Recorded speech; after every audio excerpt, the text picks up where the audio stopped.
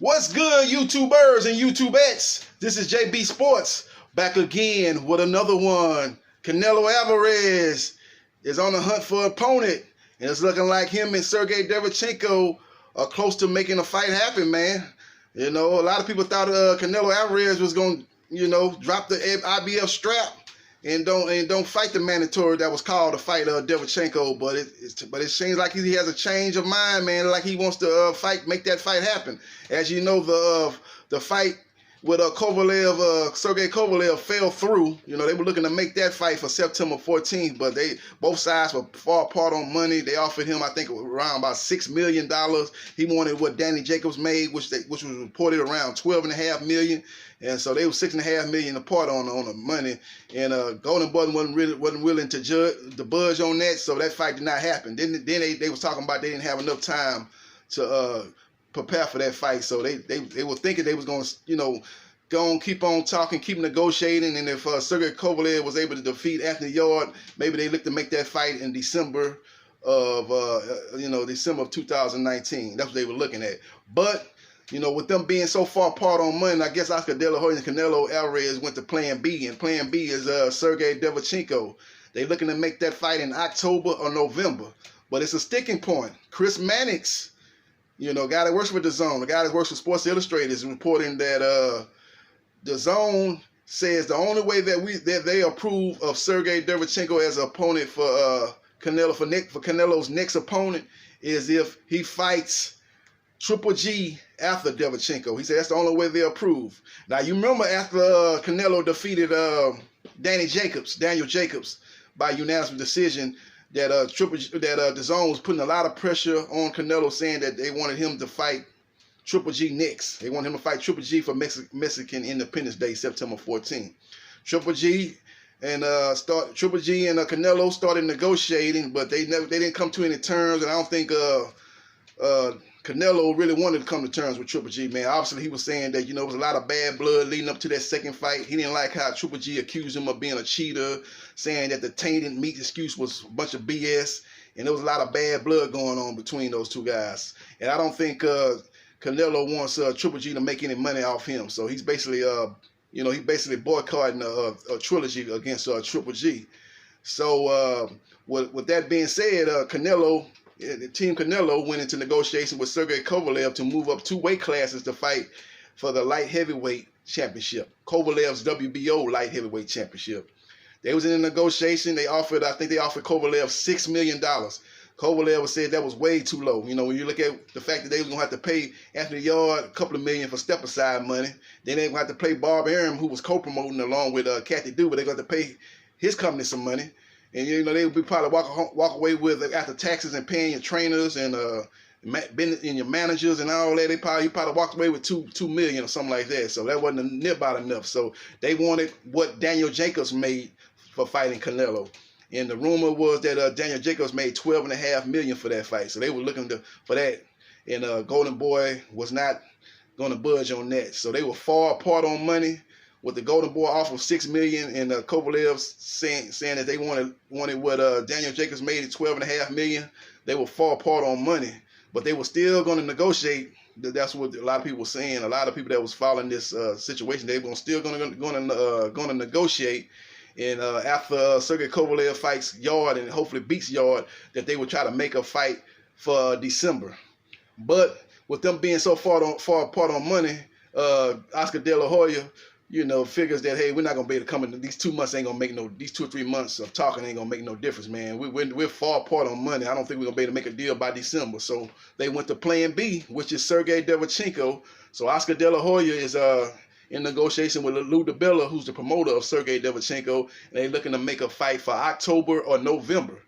But like I say, it's one sticking point. Chris Mannix is, like I said, he's reported that the only way DAZN will approve of Derevyanchenko as a Canelo next fight is if he fights Triple G after he defeats Derevyanchenko. And I don't know what kind of leverage DAZN really has, because they budged twice before. Like I said, they budged on the fact that after he beat Jacob, they said they wanted him to fight Triple G. He was like, nah, I'm not going to fight Triple G. I'm going to negotiate with Sergey Kovalev and try to make a fight with him at light heavyweight. That fight fell through, and now he's saying that okay, he's not gonna drop the IBF strap like everybody thought he was. He's in negotiations with Sergiy Derevyanchenko to make a fight in the fall, October, November.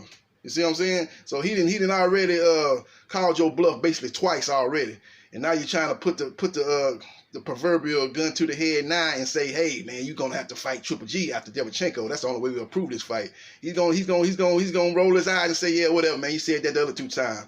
You know, it's just like the boy that cried wolf. You know, it's nobody gonna believe you, man. It's not nobody gonna believe you. You fool me once, shame on you. Fool me twice, shame on me.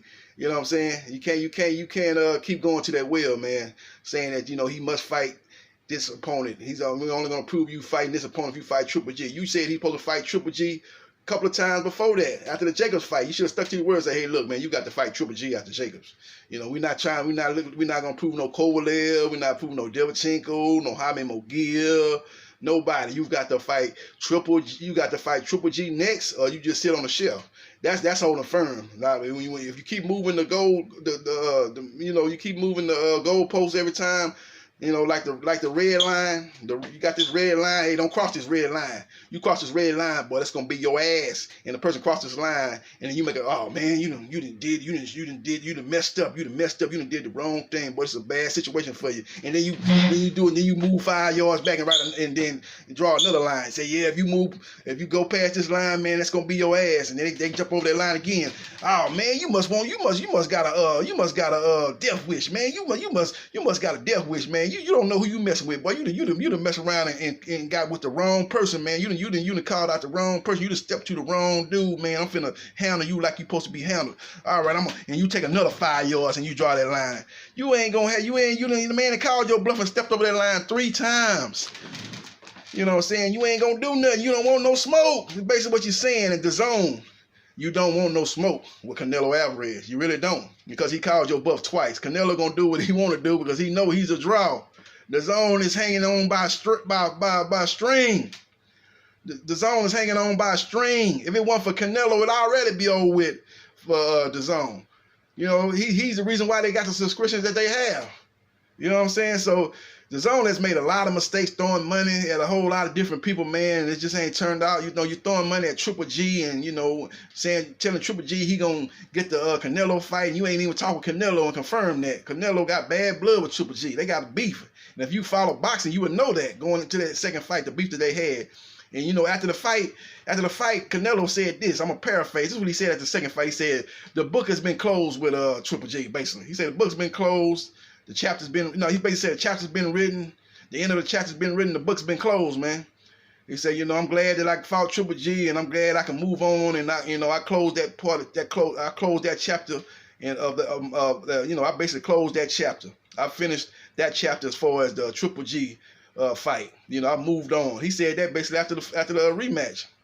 He said, I closed that chapter. You know, somebody said I closed that chapter of my life. I done closed that chapter of my life. If a man tell a woman that, man, I done closed that chapter of my life. Or if a woman tell you I done closed that chapter of my life and involve you and her, it's over. That means it's over. They don't have nothing to do with you. They moving on. You need to move on. When somebody say they closed the chapter, it's over. And that's basically what I ain't saying word for word. That's what Canelo said, but I'm paraphrasing. He basically said I closed the chapter of the trilogy, the Triple G fight. I closed that chapter. I ain't gonna say the trilogy because they only fought twice, but he said basically I moved on from Triple G. That's basically what he insinuated after the rematch. So if the zone was doing their homework, dotting their I's, crossing their T's, they would have knew that. Now they in a tough situation right now. You know, they're either gonna have to hold Canelo feet to the fire, or they're gonna have to bow down to King Canelo and know that he's the man that's really calling the shots. That's one thing we're gonna find out, man. Who's calling the shots? Is it John Skipper or is it Canelo Alvarez and Oscar De La Hoya? We'll see what happens. But as far as Derevyanchenko as an opponent, man, when he fought Daniel Jacobs, man, and Daniel Jacobs beat him on a split decision. It was a very close fight, but I thought Daniel won the fight. Derevyanchenko is a solid fighter, man. Put a lot of pressure on Daniel Jacobs, you know, and did a good job of putting a lot of pressure on Jacobs. Had Jacobs up a lot in that fight, hitting him with some strong combinations. Went to the body, you know, tried to go up top with combinations. Man, he's a very ferocious fighter as far as pressure fighter, but Daniel Jacobs is able to outbox him, show his skill level. So if he can't get to Daniel Jacobs, he's not going to be able to get to Canelo Alvarez, who's a better boxer than Daniel Jacobs, a much better boxer and a much harder puncher. So I don't see him having really any kind of chance to beat Canelo Alvarez. I'm not really hyped up about this fight actually, because like I said, he fought Daniel Jacobs and lost. That don't mean just because he lost to Daniel Jacobs, he don't have no chance against Canelo Alvarez, because styles make fights. So he's a come forward fighter. So he kind of, he's kind of going, Canelo can kind of use his counter punching skills and use his head movement and rolling with punches like he does. He kind of got that. He kind of implemented a little bit of that Mayweather shoulder roll. He does a little bit of that in his fights, Canelo. So he'll be able to do that, man. Use the jab, use the combinations. He's got the faster hands, the better boxer. So I can see him winning an easy unanimous decision over Derevyanchenko. I can see him. Derevyanchenko has shown that he has a pretty good chin. I don't know if he stops Derevyanchenko, but he definitely has the power to stop him. But Canelo Alvarez could cruise to an easy unanimous decision against Derevyanchenko. So it's a fight that doesn't really do nothing for me. But Canelo's got to do what he got to do to hold on to his belts. He already was elevated to franchise champion at the WBC, so maybe he doesn't feel he doesn't want to give up the WBA belt. So the IBF belt. The IBF don't have a franchise champion that they can elevate him. They're gonna strip him if he doesn't fight Derevyanchenko. So looking at all the other options, I think that's the route that they want to go. Like I said, the fight is being slated to take place once they come to agreement October or November. So we'll see what happens, man. But that's the latest on Canelo Alvarez. This is JB Sports, the man, the myth, the legend. I holla.